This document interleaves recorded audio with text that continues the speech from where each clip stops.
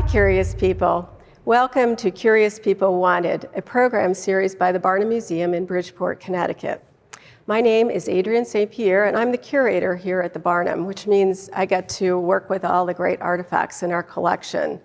I love to be able to share the stories of them with you through this video series.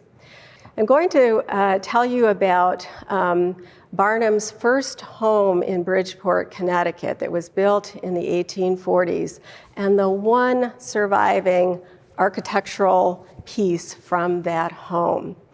So this is it, this large, little intimidating looking face that we call a grotesque. So it's an amazing story that it still exists, and I'm going to share that with you. But first, let me tell you a little bit about his home.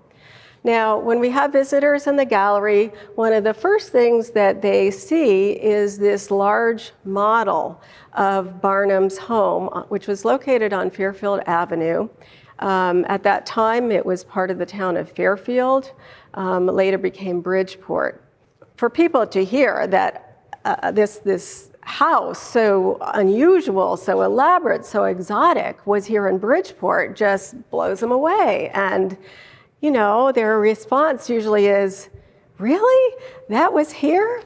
And yes, it was. Unfortunately, not for very long. The house only survived about 10 years. It was built between 1847 and 1848. And then it went up in flames in December of 1857. So it wasn't around for all that long. Now, you might say, well, how did Barnum ever get the idea to build a home like this?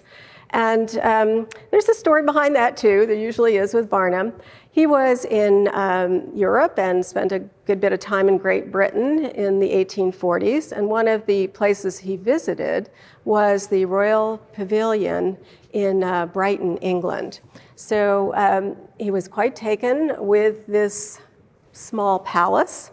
Brighton is a seaside resort, so the king wasn't there all the time, and visitors could come and look at this amazing place. This was done in the very early 1800s. Well, Barnum loved this exotic style, and he thought, you know, as long as I'm building a house in Bridgeport, I might as well make it a showpiece, and so he did. Well, it's a style called the Oriental Style. It's eclectic, as you can see. It sort of draws from different architectural styles of the East.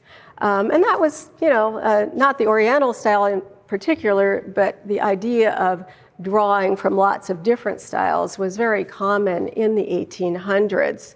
There was really nothing else like this in the United States at that time.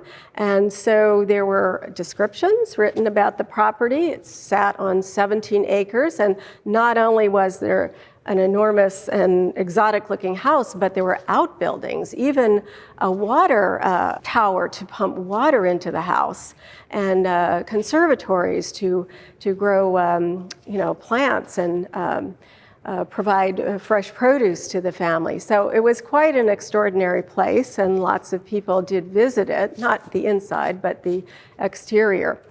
Unfortunately, there are no photographs in existence, at least none that anybody knows of. Probably some daguerreotypes were taken at the time, but they don't seem to exist anymore. We are lucky to have two watercolor drawings, this is one of them, that show us what it looked like. And there were a number of prints made, and of course, Barnum, everything was publicized, so these prints appeared in different magazines. So there are images of it. That's how this model came to be made.